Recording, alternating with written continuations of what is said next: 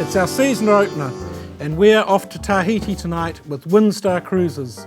Steve Simao, the Vice President of Windstar Cruises, is going to tell us all about it. I'll tell you about my recent cruise, and of course we'll have a great special at the end. Hi, we're back. Yes, BonVoyageTV has made it to season 2. It's 2016, and we would like to welcome you to BonVoyageTV 2016. I'm Gerard Murphy from BonVoyageCruises&Travel. I'm a travel agent by day and a TV presenter occasionally. I'm joined by Olivia van Leerop, who has agreed to come back. Yes, yes, and I am a masseuse by day and occasionally a TV presenter. Excellent. Well done. So it's been a while since we've seen you. What have you been doing in your holidays? When I think of my holidays, the first thing that comes to mind is family. I've just been having amazing, amazing family time, which sounds a bit boring, but it's exciting for me. You've got a wacky family, so that's not surprising. I do. It's never boring with my family. But looking on your Facebook over the last few months, I think you got out and about a bit though as well. Yeah, I went to the beach. Stayed in Whangamata, it was beautiful. Anyway, stayed at my mum's, we did lots of hiking around Lake Tarawera and all around there, it was beautiful. Went whitewater rafting, which was epic and hilarious. So we went down a 7-metre waterfall drop, it was grade 5, really full on. 2 stories. Yeah, it was huge. And 2 boats went down before us and they popped up, they were fine. We went down and we flipped. So under the water, underneath the boat, managed to get out from under the boat and we're all holding on to the ropes. That's kind of scary. Yeah. I wasn't too scared then, to be honest. I was like, it's okay, we've been drilled for this. And then they drag us to the side and I'm holding on to the rope and it's really, really strong current. You know, my legs are flailing behind me, I'm totally horizontal in the water.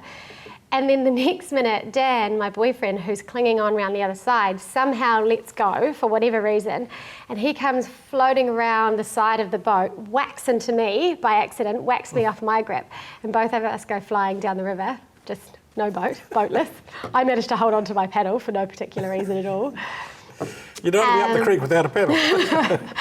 It was so funny, yeah. Luckily there was no massive 7-metre waterfall after that and we managed to we've had to float along the rapids and managed to swim to shore and all safe and sound, but we got our money's worth, that's for sure. Yeah, so it was really good. And what about you? What have you been doing? Well, since we've been on the show in December, I've been away on 2 cruises. So we did a fantastic family cruise on the Diamond Princess from Auckland back to Auckland. And we left Auckland the week before Christmas. As we were going out, we saw traffic jams on the Harbour Bridge and we thought, no shopping, no traffic jams, no stress. We had Christmas Day, after going to Bay of Islands in Sydney, we had Christmas Day in Port Chalmers in Dunedin. It was the most stunning day, it was absolutely beautiful. I managed to go for a 2-hour run on Christmas Day just because I had a bit of spare time. Then came back and we had the most marvellous 7-course Christmas dinner.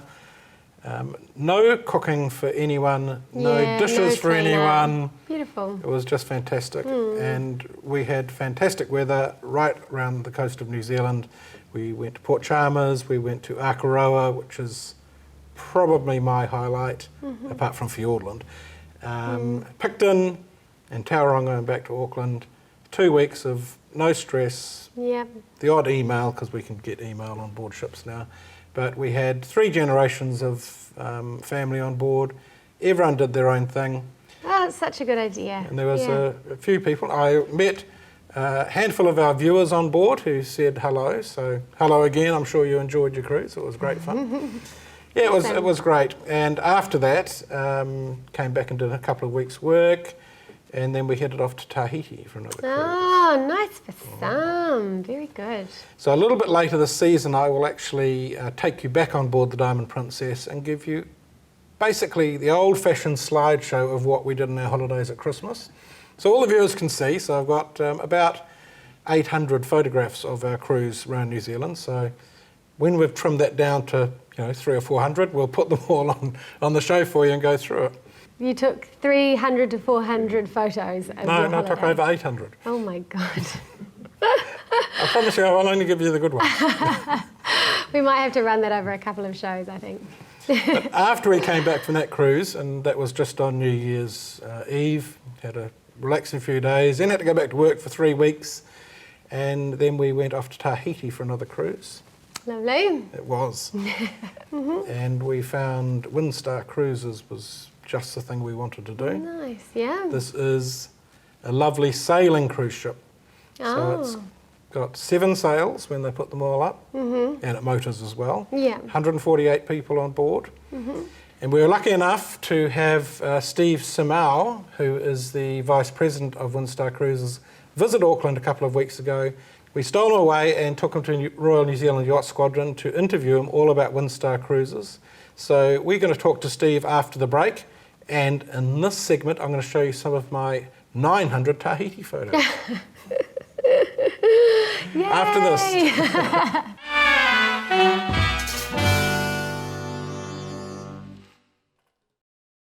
Ed and Vivo, we've got the biggest crush on Graham Norton. So we flew all the way to his place so he could have a crush on us. Graham Norton's own Sauvignon Blanc. Southern Hemisphere grapes meet Northern Hemisphere fab.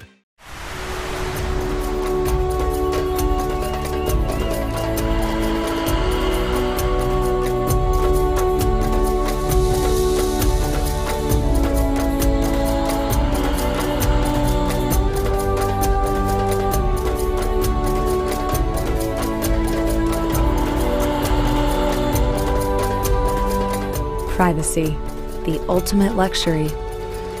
Find it in Tahiti. We're at Royal New Zealand Yacht Squadron in Westhaven. We're in the boardroom, which is a lovely room. It's very appropriate that we're here because we have yachts outside, and we're with Steve Simao, who is from Windstar Yacht Cruises. He's from Seattle, and we'd like to welcome you to New Zealand, Steve. Thank you very much. A pleasure to be here. Thank you for agreeing to come and have a chat. Absolutely. And one of the reasons is I want you to explain a little bit more about Windstar. I'm going to explain it a few times over the course of the year, and people may not believe me, and I may go on too much, so I thought we'd get Steve in and he can give some more technical background and what may appear more as the truth. Because I'm going to rave about it too much. Well, that's great. Well, I might do the same, actually. Good. So, and it's been a long-held dream of mine to actually do one of these cruises, and I have to say, the whole experience was a dream come true. It was fabulous from start to finish. well, that's excellent. That's what we aim for, so I'm glad we delivered. Now, one of the things that's changed in the last couple of years is, up till now, there have been motor sailing yachts, which is motor vessels with lovely sails, of course.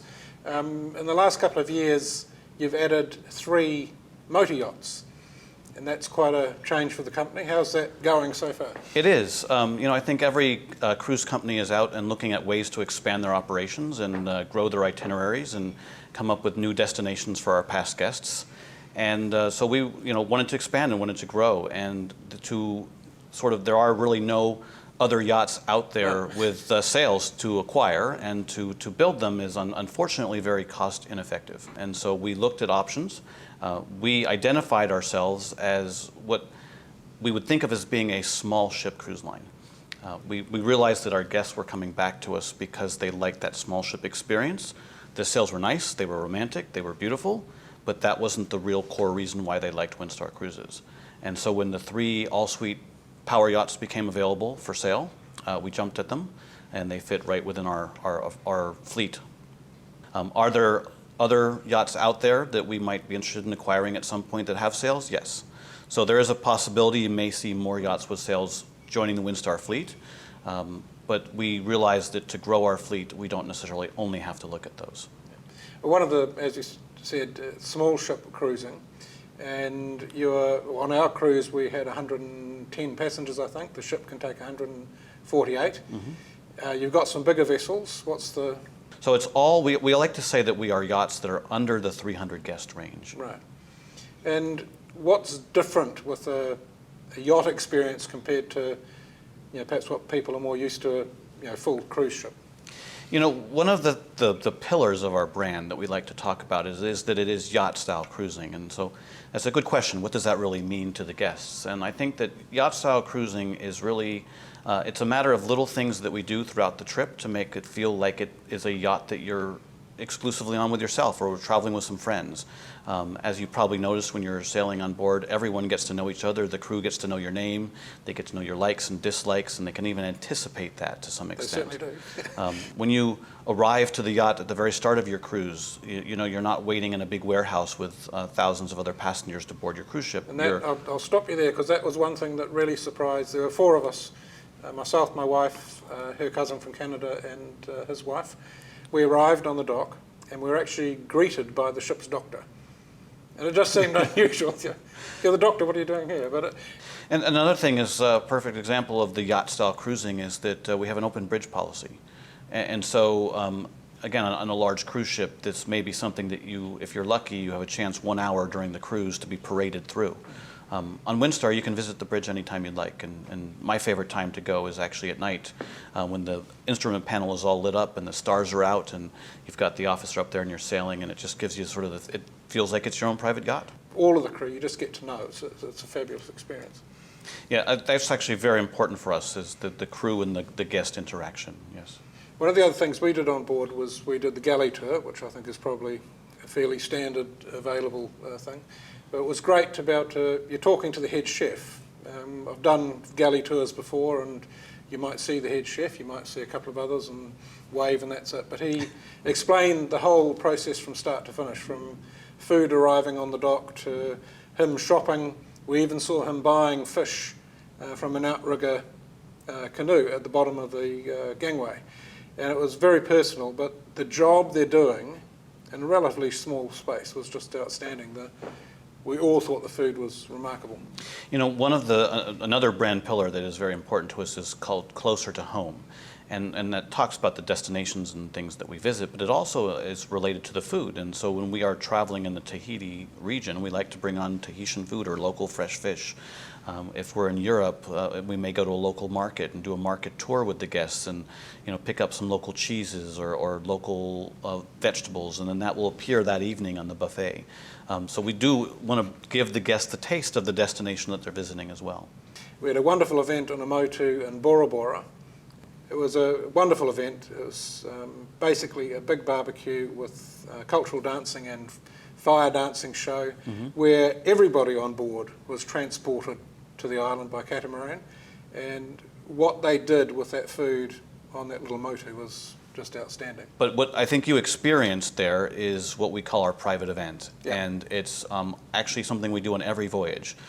We actually identify a particular destination and create a unique experience, much like a shore excursion, but it is something that is complimentary for all our guests.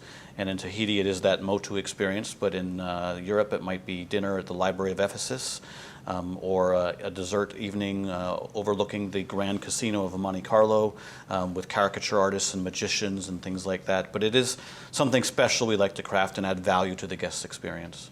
You mentioned shore tours, excursions, and we experience that. It is small groups because it's a small complement of passengers. But one thing I was pleased to note was that our shore excursion manager was quite happy to recommend things to do yourself as well. It was total sort of destination immersion, and he'd been there for over a year, so he knew his stuff. Is that similar in Europe? Is that? So that is, we make sure that we have the destination knowledge on board, and we know that if you want to do something organized and use our expertise, we've got the tours available for you. And being a smaller cruise ship, we can oftentimes craft personal experiences or cater to the individual as opposed to putting 40 people on a bus and shipping out 10 buses. Yeah. That's not what a Windstar Cruise is all about. And so we aim to make sure that you visit the ports of call and get what you're looking for personally. Now, one of the differences with your vessels is they are small, so there aren't many balcony options on the motor sailing yachts. I don't think there are any balconies. Tell us what the cabins are like. I love mine, but... Yeah, it's interesting. One thing that, first of all, that I should mention right away is that every stateroom on a Windstar cruise, whether you're on a sailing yacht or on a power yacht, is starting at an ocean view stateroom. We don't have any inside staterooms on the yachts. And then you mentioned the private veranda. A lot of people today are looking for that on their cruise, and the cruise industry has definitely shown people that being out on deck and enjoying yourself when you're coming into or out of port is very important. Well, on a ship with 148 guests, you probably found, although you didn't have a private veranda on your stateroom, you walked up 12 flights of, I mean not 12 flights, you walked up 12 steps and you were out on deck, and that deck space became your private veranda. And I have to say, on most port days, my cousin's wife and I were amongst the 5 or 6 people that were up at 6 or 6:30 every morning to see the ship sail in. Gradually people would rise, much like a New Zealand holiday home, sometime before breakfast. But it was magical to see. There was coffee, croissants and everything ready for us. And it was like a private deck. It was great. You probably found that your stateroom was quite large. 177 square feet is the average size of the outside stateroom on the sailing yachts. And then our fleet of power yachts are actually all suite. So they actually start at 277 square feet. That's a good size.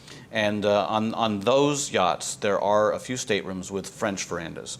So where you don't have a place to put a deck chair per se, but the doors open and you have, of course, the fresh air, and your suite becomes literally your own private veranda. And one of the things I am going to compliment you on is the bathroom, although it's small, was probably one of the best ones I've seen on a cruise ship. I love the bathrooms, and an interesting trivia fact is that the windsurf, the larger of the sailing yachts, some years ago Windstar decided to create more suites on board. And so what we did is we actually took 2 of the regular staterooms and removed the wall. And so we created a suite that was basically twice the size of the original stateroom, and one became the sitting area and one remained as the bedroom. But what we didn't take out when we took out the wall, we didn't take out the extra bathroom. And so now those suites have 2 bathrooms, and I like to call it the marriage saver bathroom because you've heard of his and her towels. Yep. Well, that suite actually has his and her bathrooms. Okay, Steve, I know I want to do more Windstar cruising. I'd go back to Tahiti tomorrow. Let's go. Looking out the window, it's a bit grey here today, but just seeing the sails and the masts, it's bringing back memories. Where else do Windstar sail? Sure. Well, the Wind Spirit that you were on is year-round in Tahiti, and we do the 7-day cruise that you experienced, and we also do 10 and 11-day cruises that go up to some of the other motus as well. We have 5 other yachts.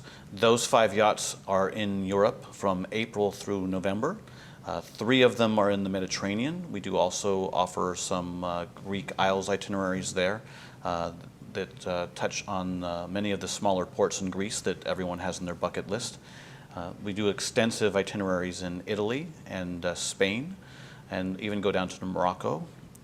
We also then go up into Northern Europe, and with the expansion of the fleet, we were able to add some new itineraries. So if you have any interest in going completely different from Tahiti, but we can take you up to Iceland, and we have a 7-day cruise round trip from Reykjavik, completely circumnavigating that island. That would be interesting. Those 5 yachts then leave Europe in November, as I mentioned, and they come over to the North American area, and we have 2 of them sailing in Latin America, which is the Panama Canal and Costa Rica. And the Costa Rica one was, I think, one I saw, and that took my fancy. Yeah, and it's one of the unique things about our Panama Canal itinerary is that most Panama Canal itineraries are combined with Caribbean islands. We combine it with Costa Rica, and so it creates a whole unique experience. Not only do you get the Panama Canal, but you get all the wonders and natural wonders that Costa Rica can offer. And then the other 3 yachts are sailing in the Caribbean, and we're not talking about the Caribbean like St. Thomas, where you're there with 20,000 other cruise ship guests. We are talking about like Montserrat, Ile-de-Sant, St. Bart's, just very small remote islands that are the unspoiled Caribbean. I did have a look at some of those itineraries, and I have to say there were some of the ports I had never heard of. So it looks to me really attractive because it's places where you're not going to get the big ships and probably much smaller numbers of tourists, it has to be good. Yeah, it's important. Even in the Caribbean or Europe or wherever we go, we always try to include some marquee ports that everyone has on their bucket list, everyone wants to visit. But then the unspoiled ports that when you pull into that port, it remains authentic. You're only having about 200 or 300 people on your yacht. You know, you're going ashore and you're not completely changing the atmosphere there. No. And we think that's very important. Now, one of the questions I have to ask on behalf of New Zealand and tourism in New Zealand, what are the chances of us stealing the Wind Spirit for an annual cruise from Tahiti through the islands down to New Zealand and back? You know, I have been to New Zealand twice myself, and it definitely is a beautiful country, and I'm sure it is very well suited for cruising. Unfortunately for us at the moment, it's a little bit difficult because of the speed of our vessels. We do not operate as fast as some of the other cruise ships, and so therefore we would have to design an itinerary that is round trip New Zealand, which obviously would certainly have an appeal, but that then has other implications in terms of cabotage laws and tax laws and things that would be a little bit more challenging for us. So perhaps as Windstar expands, we'll certainly look for new destinations, and certainly New Zealand will be one of them. But at the moment, we're going to have to keep the Wind Spirit in Tahiti, I'm sorry. Okay. Well, that, of course, will be due to demand, so we need more New Zealanders to go and experience Windstar Cruises.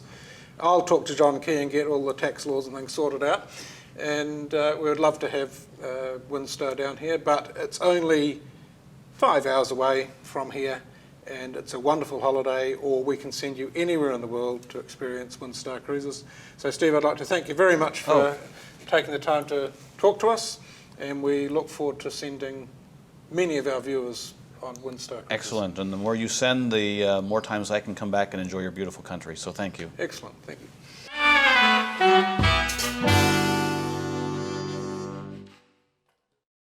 Far from the crowds are some of the most legendary places and breathtaking hidden harbors in the world. Windstar takes you there. As the leader in small ship luxury cruising, Windstar Cruises sails to places bigger ships cannot go on a voyage that feels like your own private yacht. Escape to places you've been dreaming about, from Monaco's legendary Grand Prix to the exotic wonders of Arabia and Tahiti to the dazzling kaleidoscope of Southeast Asia. Windstar Cruises, 180 degrees from ordinary. Olivia, I have to say, I fell in love with Tahiti all over again. I hadn't been for 20-something years. Oh, has it been that long? It's stunning. It really is stunning. It's outside Papeete and Murray, which are the two main islands. When you get onto those smaller islands, it is literally like, you can imagine it being exactly the same as when Captain Cook and Bougainville and those explorers sailed there.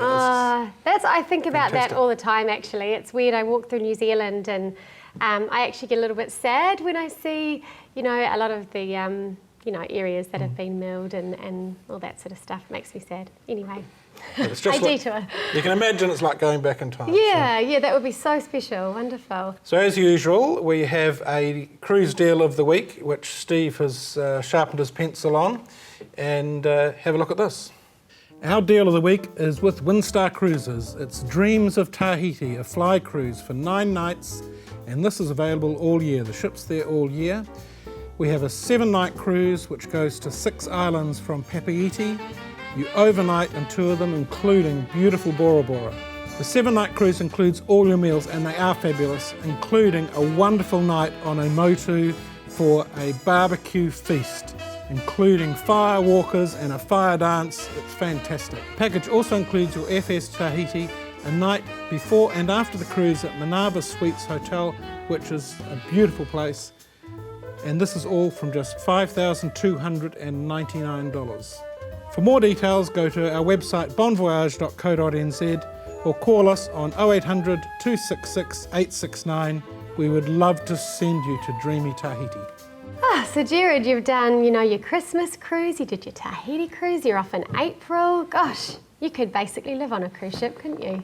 I could. I probably could, and people do. Yeah, yes. Well, I have a story here. Could you live on a cruise ship?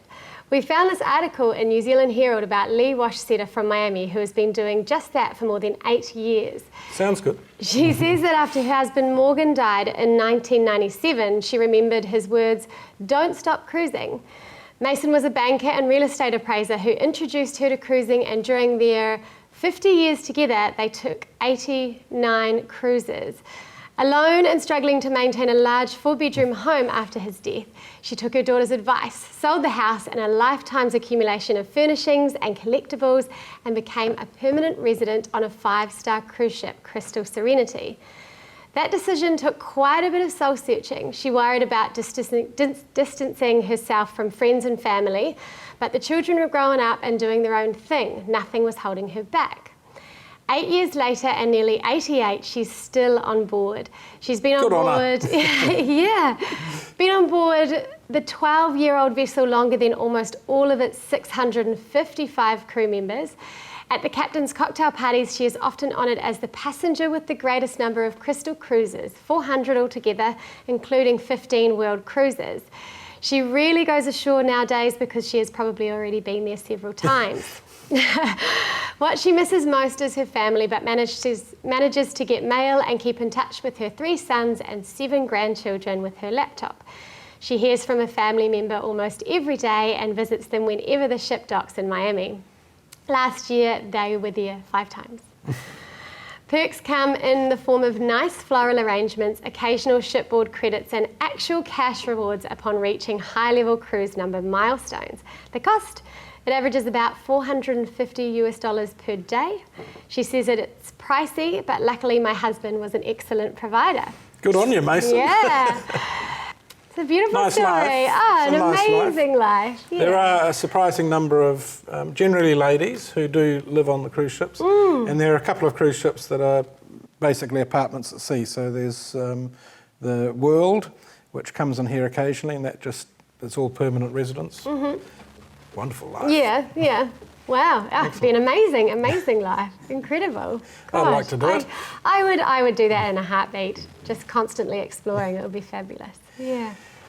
Well, Olivia, to finish the show, we generally have an amusing news story. Yes.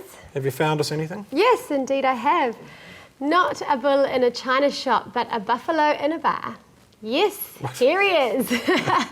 The curious beast wandered into the Holski Game Lodge in South Africa.